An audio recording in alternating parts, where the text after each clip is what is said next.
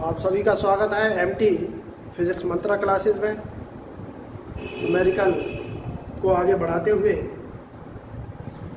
यहाँ पर black board पर कुछ न्यूमेरिकल लिखे हुए हैं, जिन्हें आप पढ़ लीजिए। पहला न्यूमेरिकल है ए और बी। हमारे पास दो सुचालक भुजाएं हैं ए और बी।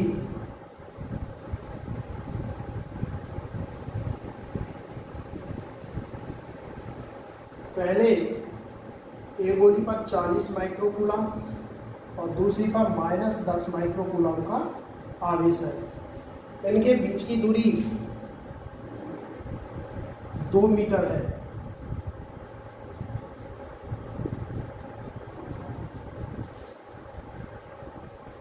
तो कितना वह कैसा बल कार्य करेगा? एक पर प्लस आवेश है और दूसरे पर माइनस आवेश है, तो निश्चित है इन दोनों के बीच में कैसा बल कार्य करेगा? आकर्षण बल कार्य करेगा, क्योंकि एक प्लस आवेश है और दूसरा माइनस आवेश है, तो इसलिए इनके बीच में कैसा बल कार्य करेगा? आकर्षण बल कार्य करेगा। ये तो आपको पहले ही मालूम पड़ चुका है कि कैसा बल कार्य करेगा? आकर्षण बल कार्य करेगा। Q1 बराबर क्या है यहाँ पर?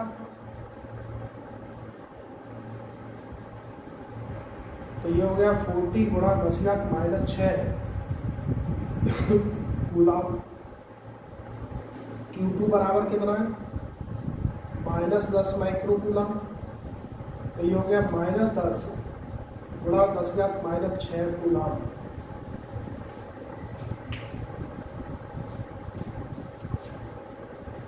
कूलम के नियम से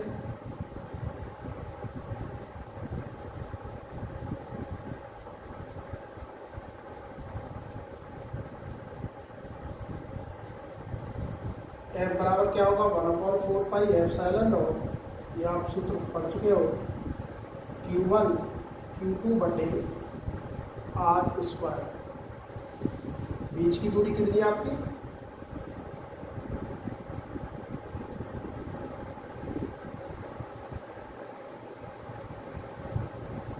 2 मीटर।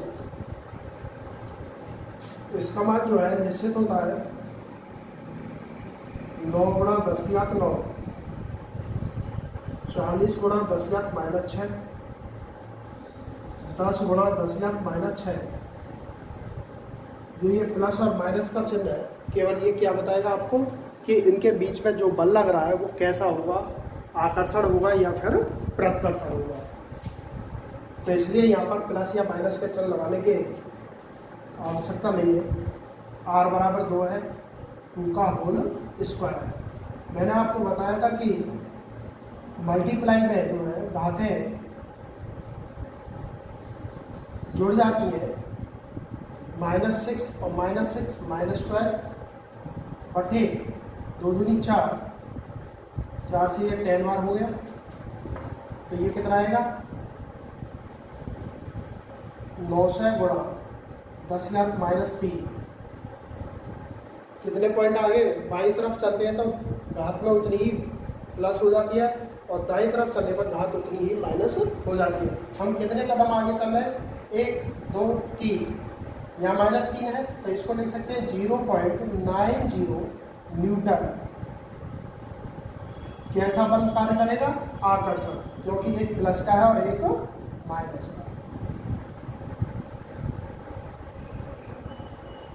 ये बात आपकी समझ में आ गया होगा क्वेश्चन? कोई जल्दी नहीं है, आराम से देख सकते हो इसे। एक बार और रिपीट कर देता हूँ। F बराबर ये आपने कूलम का नियम पढ़ाई था, 1/4πε0 Q1 Q2 बटे R²। इसका मान निश्चित होता है 9 गुणा 10⁻⁹। Q1 का मान है 40 गुणा 10⁻⁶। Q2 का मान है -10 गुणा 10⁻⁶। प्लस या माइनस का मान आंकिक इसमें रखने की जरूरत नहीं है, केवल ये आपको ये बताएगा कि बल दोनों चालकों के बीच कैसा लग रहा है? आकर्षण लग रहा है या फिर प्रतिकर्षण। तो एक प्लस का है एक माइनस का है, तो बल कैसा लगेगा? आकर्षण बल। अब ये इसी में आगे कह रहा है कि इन्हें परस्पर स्पर्श करा के एक दूसरे को उसी दूरी पर रख दिया जाता है। इन दोनों गोलों को हम क्या करते हैं, परस्पर स्पर्श कराते हैं। किस तरीके से स्पर्श कराते हैं, क्वेश्चन को यहाँ पर आगे बताया जा रहा है। स्पर्श कराया जाता है दोनों गोलों को इस तरीके से। एक पर 40 माइक्रोकूलम आवेश था, एक पर -10 माइक्रोकूलम आवेश था। जब स्पर्श कराया जाता है तो मैंने बताया था कि आवेश का स्थानांतरण शुरू हो जाता है, और यह स्थानांतरण तब तक होता है जब तक दोनों चालकों का विभव समान न हो जाए। और विभव समान कब होगा, जब दोनों चालकों का आवेश समान हो जाएगा। तो क्या करते हैं, हम दोनों आवेशों को प्लस करके 2 का भाग दे देते हैं, 2 से या 2 से डिवाइडेड कर देते हैं। अतः प्रत्येक चालक पर आवेश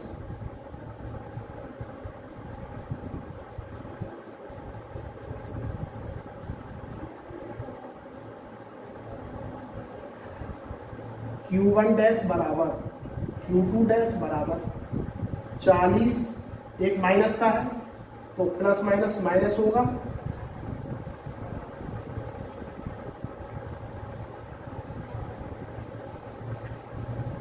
माइक्रोकूलम।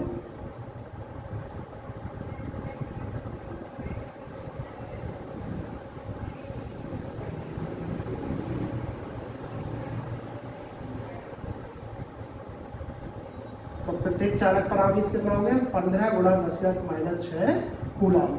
अब यह कह रहा है कि अब उनके बीच कितना वैद्युत बल होगा। तो वैद्युत बल होगा हमारा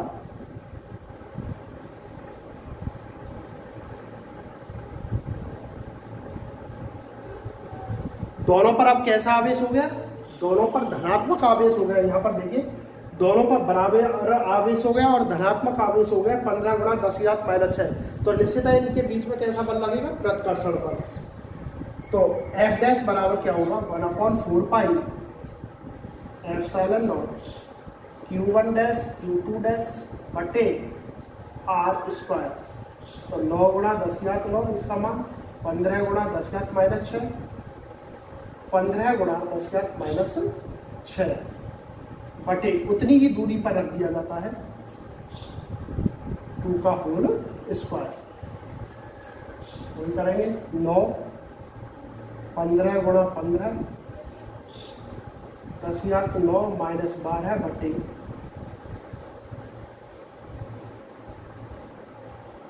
225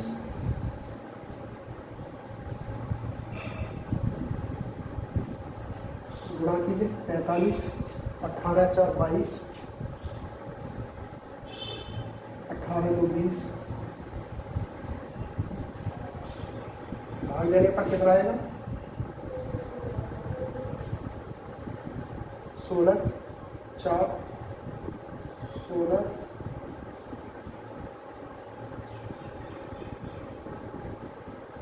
और कितने पॉइंट आगे चल रहे, 3 पॉइंट, 1 2 3। तो इसे लिख सकते हैं 0.4, इस 6 की वजह से ये 5 हो जाएगा।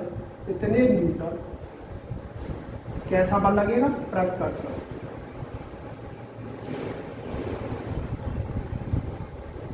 प्रतिकर्षण समझ में आ गया होगा।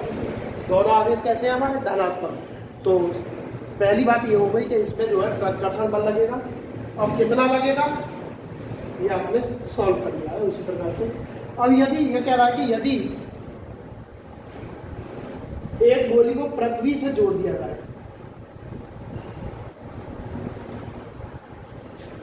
इनमें से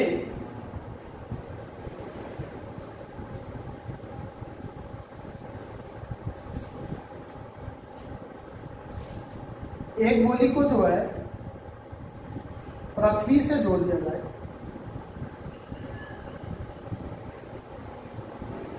तो इस चालक का आवेश, दोनों पर आवेश कितना था, 15 माइक्रोकूलम।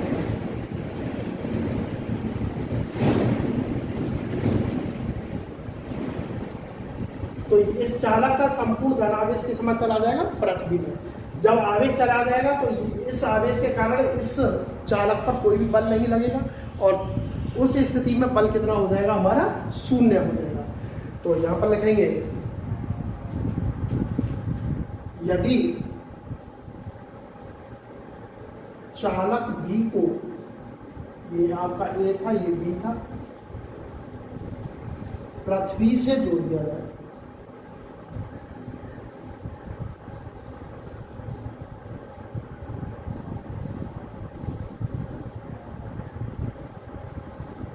तो उसका संपूर्ण धनावेश, उसका संपूर्ण आवेश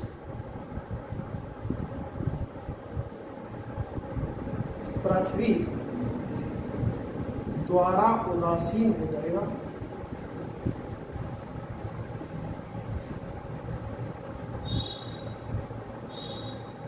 जिस कारण उनके बीच वैद्युत बल शून्य होगा।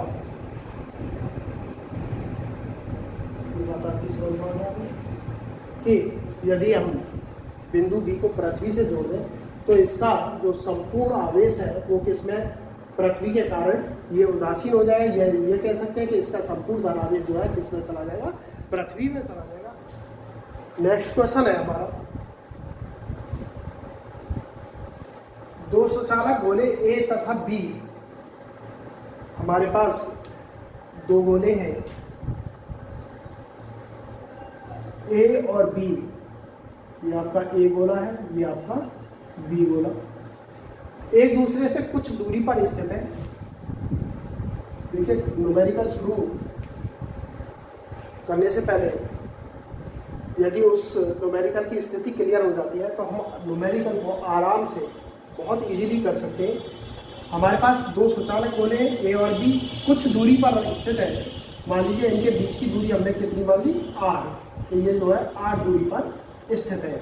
यहाँ तक बात क्लियर हो गई। प्रत्येक पर प्लस क्यू आवेश है, तो प्रत्येक चालक पर कितना आवेश है, प्लस क्यू आवेश।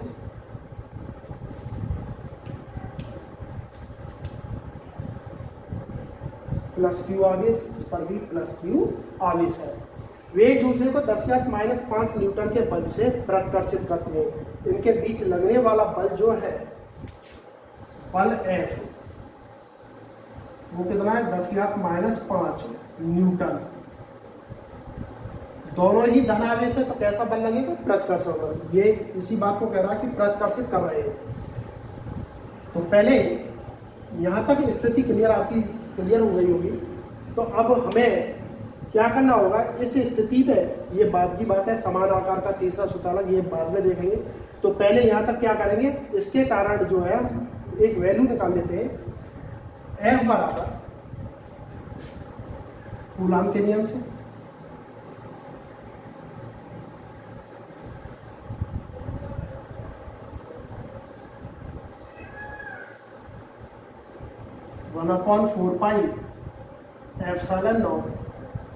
Q1 Q2 बटे R स्क्वायर।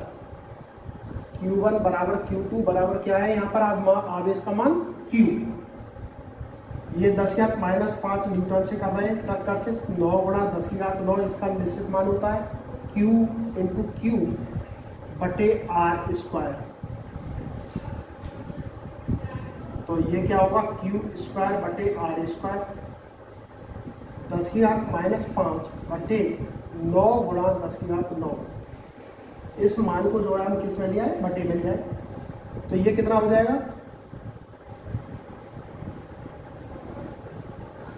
1/9 × 10⁻14 है, ऊपर ले गए -9 को, इतने कूलाम प्रति मीटर। यह तो बात आपकी समझ में आ गई होगी। हमने जो है प्रथम स्थिति में जब हमारे पास केवल दो सुचालक गोले थे ए और बी, जिन पर प्रत्येक पर आवेश कितना था, प्लस क्यू आवेश, और आर दूरी पर रखे हुए थे, उस स्थिति में जो है हमने Q स्क्वायर बटे R स्क्वायर का मान, हमारा जो गोला है समान आकार का, दोनों के जो ए और बी गोले थे, दोनों गोलों के समान आकार का तीसरा गोला है सुचालक गोला। सुचालक और अचालक गोले कौन से होते हैं, सुचालक गोले वे गोले होते हैं जिन पर आवेश आसानी से स्थानांतरित हो जाता है। सी जो गोला है हमारा, ये सी गोला, ये सी गोला, इस पर कोई भी आवेश नहीं है, केवल ये क्या है, सुचालक गोला। जैसे ही ए गोले के संपर्क में जाएगा तो इसका सही आधा आवेश जो है किस पर पहुंच जाएगा, सी गोले पर। ये बात क्लियर है आपको? देखिए किस तरीके से, जब ए सी गोले को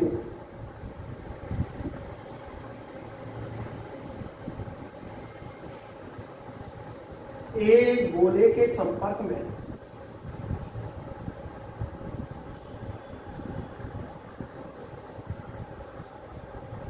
लाया जाता है,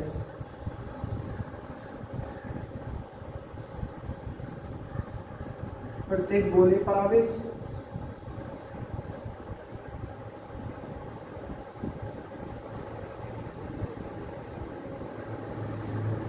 ये हमारे पास दो गोले थे, कौन कौन से,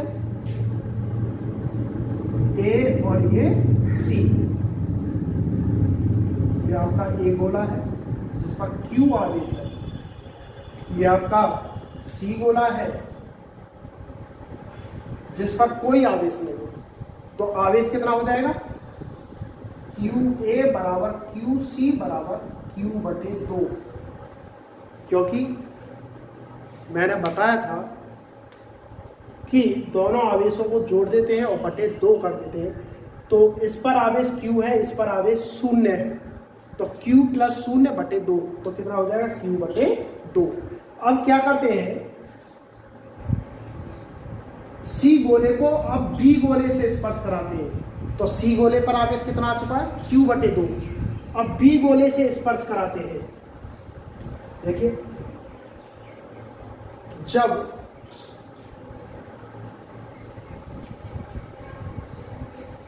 यहां से ये है इधर की तरफ हो रहा है, जब पुनः सी गोले को बी गोले से स्पर्श कराया जाता है,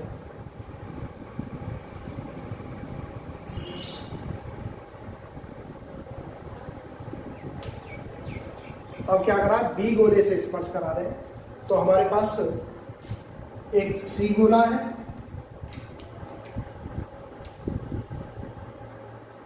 और दूसरा कौन सा है, सी। इस पर आवेश कितना आ गया, क्यू बटे 2। अब तीसरा जो बी गोला है, ये वाला बी, इस पर आवेश है क्यू। स्पर्श कराने पर आवेश वितरण हो जाएगा, तो प्रत्येक गोले पर आवेश कितना होगा,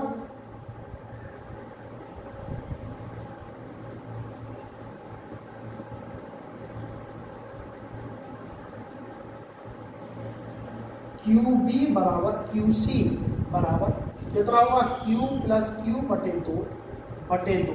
ये तो होगा, दोनों चालकों के आवेशों को प्लस करके बटे 2 कर देते हैं। तो पहले ऊपर वाले को सॉल्व कर लीजिए, 2q प्लस क्यू बटे 2 इंटू 2, तो ये कितना हो गया, 3q बटे 4। तो क्यू बी बराबर क्यू सी बराबर कितना हो जाएगा, 3q बटे 4। यहाँ तक बात समझ पा रही होगी आपकी, एक बार और समझाई देता हूँ मैं। वो सवाल में ये कह रहा है कि पहले जो हमारा सी गोला है, जो सुचालक है केवल, उस पर कोई भी आवेश नहीं है। पहले एक गोले से स्पर्श कराते हैं, एक गोले से स्पर्श कराने पर दोनों चालकों पर आवेश कितना हो जाएगा, क्यू बटे 2 क्यू बटे 2।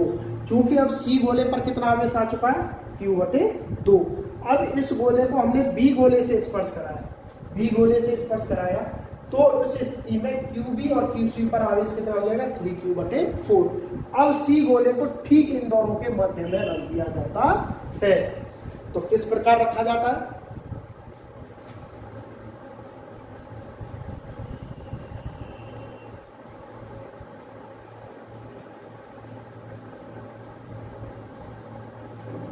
इन दोनों के मध्य में रख दिया जाता है सी गोले को यहां पर।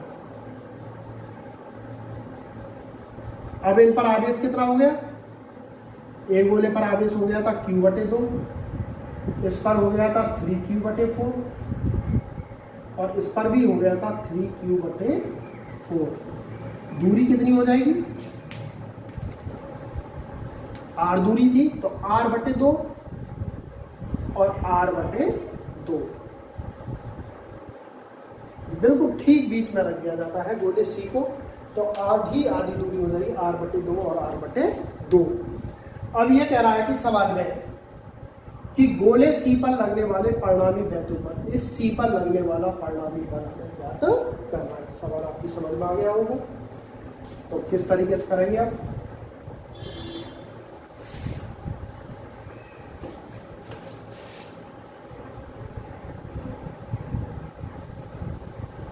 देखिए पहले क्या करेंगे, इन दोनों के बीच में बल निकाल लीजिए, फिर इन दोनों के बीच में बल निकाल लीजिए, फिर परिणामी बल हम सी आराम से निकाल सकते हैं।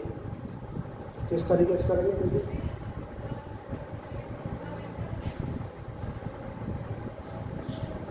चालक ए व सी के बीच वैद्युत बल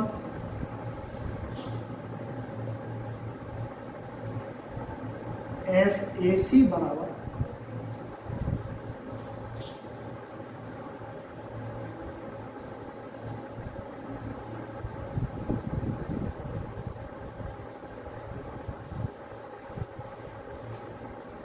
नौ गुणा 10⁻9 QA Q/2 मल्टीप्लाई 3Q/4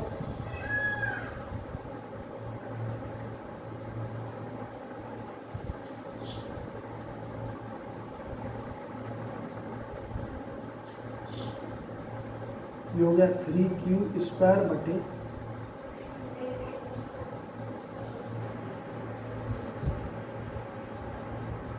जो है किस प्रकार से लिख सकते हैं, इसको इस प्रकार से लिख सकते हैं 9 गुणा 10⁻9 3, ये /4 ऊपर चला जाएगा /8 Q²/r²। चूंकि Q²/r² का मान हम पहले ही निकाल चुके हैं, इसका मान था 1/9 गुणा 10⁻5 वो 14 कूलम प्रति मीटर, ये हम पहले ही निकाल चुके हैं। इसके बाद यहाँ पर देखिए इस सवाल को,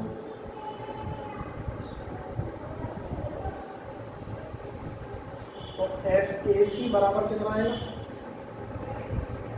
9 गुणा 10⁻9 बटे R गुणा 1/9 गुणा 10⁻14। 9 से 9 कैंसिल हो जाएगा, 4 दूनी 8,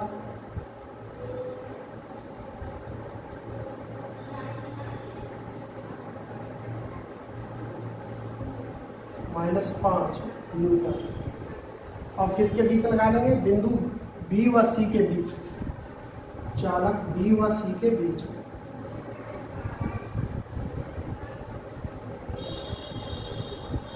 वैद्युत बल कितना होगा, FBC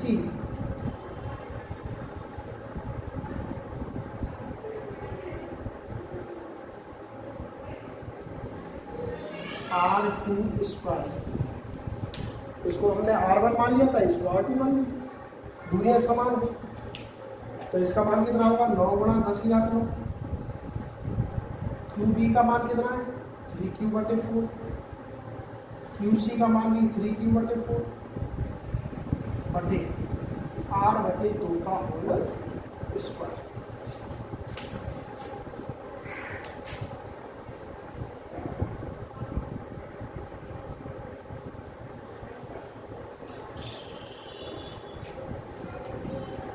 FBC बराबर कितना होगा,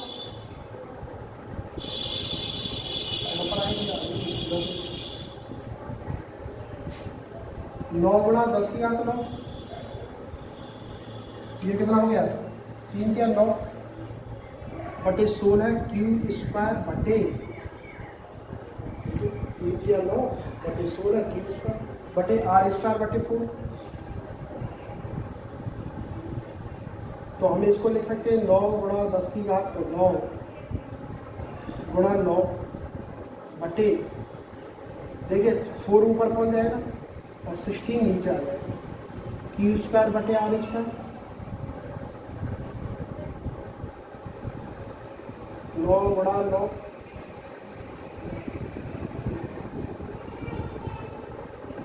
क्यू स्क्वायर बटे आर स्क्वायर का मान 1/9 गुणा 10⁻⁴।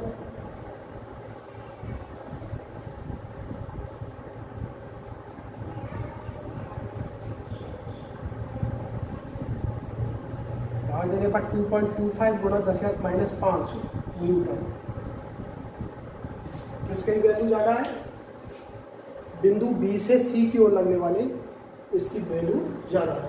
तो हमें जो है सुचालक सी पर, जो गोला सी है उस पर नेट बल चाहिए। तो गोले सी पर नेट बल क्या होगा? इधर ही देखिए, गोले सी पर नेट बल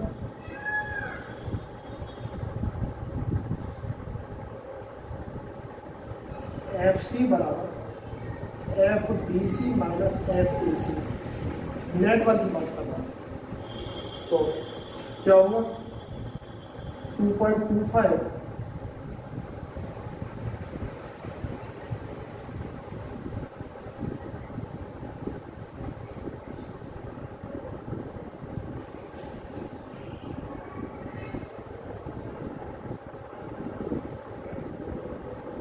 घटाने पर 0.75, एक पॉइंट दाई तरफ कर रहे हैं तो 7.5 गुणा 10⁻⁶ न्यूटन।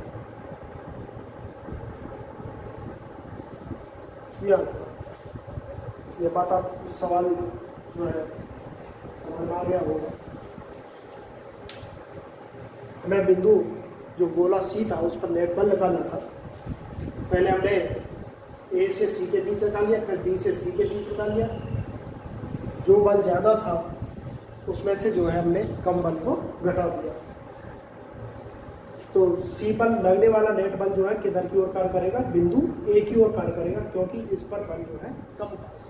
ये क्वेश्चन कह रहा है कि दो बिंदु आवेश 9e एवं +e एक दूसरे से 16 सेंटीमीटर की दूरी पर स्थित है। तो मतलब हमारे पास दो बिंदु आवेश है,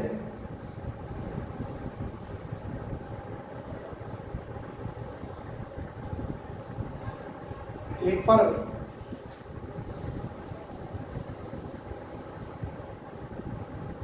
+q आवेश +9e और इस पर e आवेश, एक दूसरे से 16 सेंटीमीटर की दूरी पर।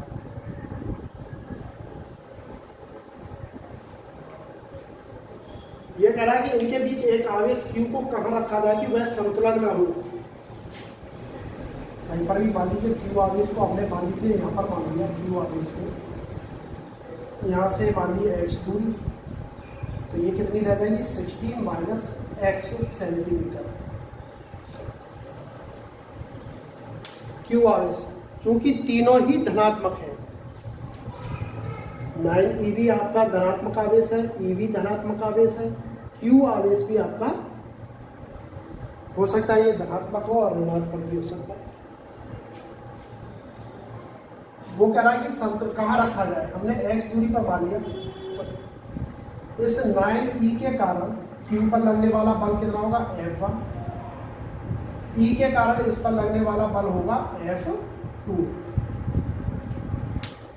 संतुलन की अवस्था में इस प्रकार के न्यूमेरिकलों में देखिए क्या करते हैं कि सबसे पहले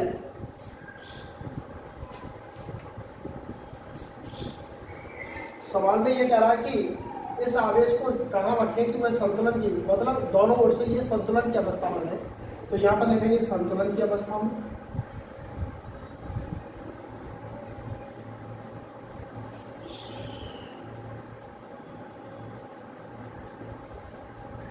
F1 बराबर क्या होगा? F2। हम वैद्युत बल का ही सूत्र क्यों लगा रहे हैं? क्योंकि हमारे पास देखिए इस आवेश के कारण इस पर लगने वाला बल, ये भी आपका आवेश ही है, इसके कारण इस पर लगने वाला बल ये भी आवेश के कारण लगेगा। यदि एक आवेश होता तो हम वहाँ पर वैद्युत क्षेत्र की तीव्रता का प्रयोग कर सकते हैं। F1 बराबर F2। 1/4πε0 Q1 Q3 बटे R1 स्क्वायर 1/4πε0 Q2 Q3 बटे R2 स्क्वायर।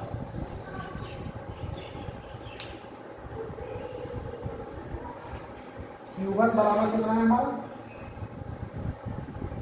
9E, Q2 बराबर कितना है E और Q3 बराबर हमने मान लिया Q। R1 बराबर हो गया X, R2 बराबर हो गया 16 माइनस X सेंटीमीटर।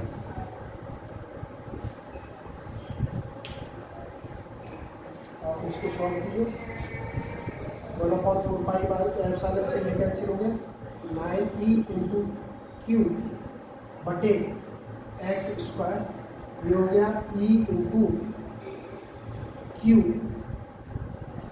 बटे 16 माइनस एक्स का होल स्क्वायर। Q से Q कैंसिल हो गया, E से E कैंसिल हो गया 9 बटे एक्स स्क्वायर।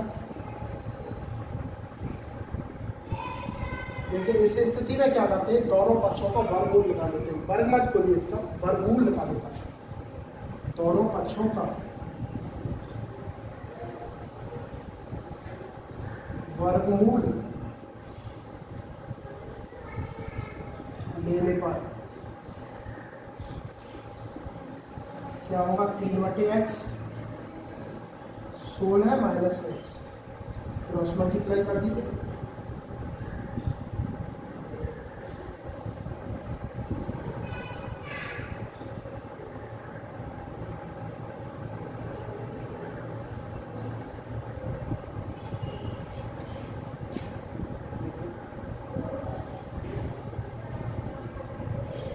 क्या होगा 48 बराबर x प्लस 3x, 48 बराबर 4x, x बराबर हो गया 48 बटे 4 12 सेंटीमीटर। मतलब 9E से आवेश से 12 सेंटीमीटर की दूरी पर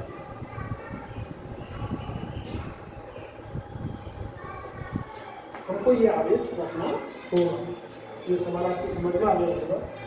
संतुलन की अवस्था में निकालते हैं पहले F1 बराबर क्या होगा F2। इस तरीके से 9E से है जो है हमें 12 सेंटीमीटर की दूरी पर यदि Q आवेश को रखें तो वह कैसा होगा, संतुलन की अवस्था में होगा। इसी प्रकार ये भी नेक्स्ट सेम इसी प्रकार है। हमारे पास दो बिंदु आवेश हैं, सेम इसी तरीके से करेंगे इसको भी। दो बिंदु आवेश है, एक है 5 गुणा 10⁻⁹ माइनस 19 कूलम, दूसरा है 10 गुणा 10⁻⁻19 कूलम। दोनों के बीच की दूरी 1 मीटर है। सवाल में यह कह रहा कि दोनों आवेशों को जोड़ने वाली रेखा के किस बिंदु पर, तो कहीं पर भी मान सकते हैं। मान लीजिए यही बिंदु, यहाँ पर किस बिंदु पर वैद्युत क्षेत्र की तीव्रता शून्य होगी। बिंदु P पर जो है हमने मान लिया वैद्युत क्षेत्र की तीव्रता क्या होगी, शून्य होगी। यहाँ से यहाँ तक दूरी कितनी हो गई, x हो गई। यहाँ से यहाँ तक कितनी हो जाएगी 1 माइनस एक्स। यहाँ लिखेंगे माना बिंदु P पर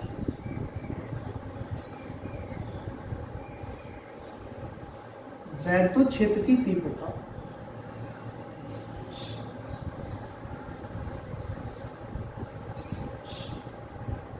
शून्य होगी।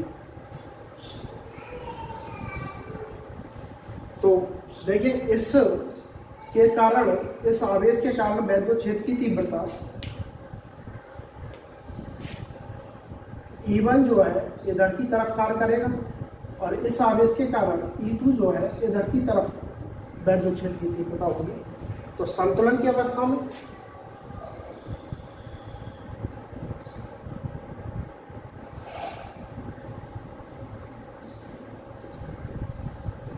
E1 बराबर क्या होगा E2, E1 बराबर E2।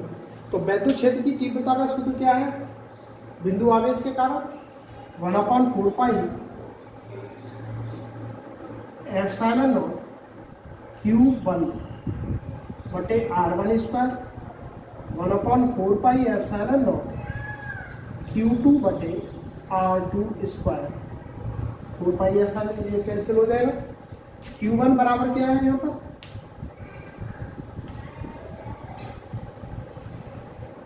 5 गुणा 10⁻⁻19 कूलम। Q2 बराबर कितना है? 10 गुणा 10⁻⁻19 कूलम। R1 बराबर है x, तो R2 बराबर कितना है? 1 - x मीटर। Q1 का मान लगाइए। 5 गुणा 10⁻⁻19 बटे x स्क्वायर 10 गुणा 10⁻⁻19 बटे 1 - x का होल स्क्वायर। 10⁻⁻19 से 10⁻⁻19 5 से ये डिवाइडेड कर दीजिए, 5 दूनी 10, तो ये आ गया 1 बटे एक्स स्क्वायर 2 बटे 1 - x का होल स्क्वायर। मैंने आपको बताया था लास्ट सवाल में कि दोनों पक्षों को क्या करते हैं? वर्गमूल लेने पर दोनों पक्षों का वर्गमूल लेने पर तो क्या होगा? 1 बटे एक्स बराबर √2 बटे 1 - x। √2 की जो वैल्यू होती है वो होती है 1.414। ये वैल्यू √2 का वर्गमूल निकालोगे तब तो कितना होगा?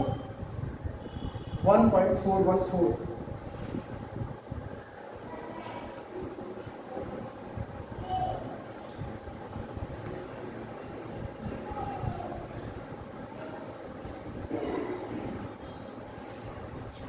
यहाँ पर देखिए इसको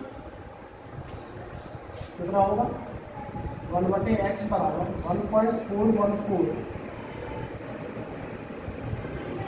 1 - x क्रॉस मल्टीप्लाई कर दीजिए। 1 - x बराबर 1.414 x। इसको इधर ले जाइए।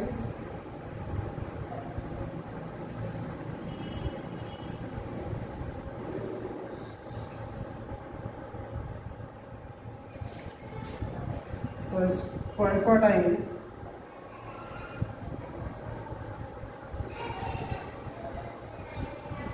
डिवाइडेड करने का 0 पॉइंट डिवाइड कर लीजिए यहाँ पर।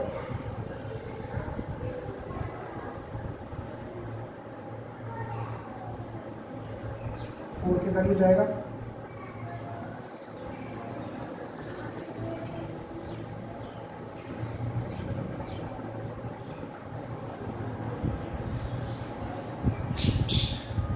जीरो 1 के करीब।